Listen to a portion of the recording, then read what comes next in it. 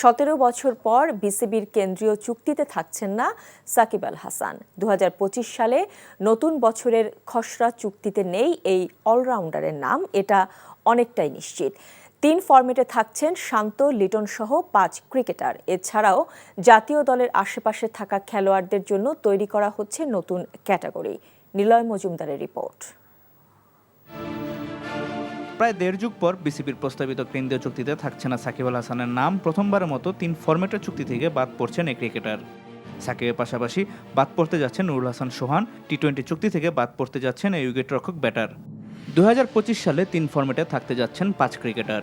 One day অধিনায়ক নাজমুল হোসেন শান্ত, লিটন কুমার দাস, মেহেদী হাসান মিরাজ ও তাসকিন আহমেদের সঙ্গে যোগ হচ্ছেন জাকের আলী অনিক।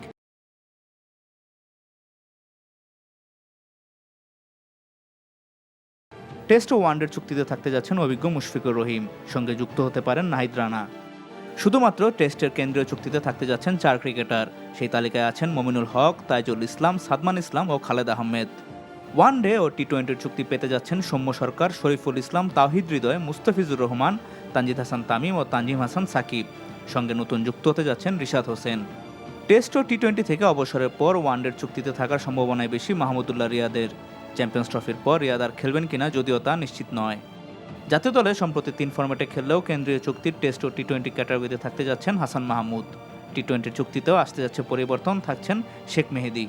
তবে এবার একটি বিশেষ ক্যাটাগরি প্রস্তাব করার পরিকল্পনা আছেন নির্বাচকরা। যারা জাতীয় দলের ভিন্ন ভিন্ন ফরম্যাটে খেলছেন কিন্তু একাদশে নিশ্চিত নন, তাদের জন্য এই ক্যাটাগরি।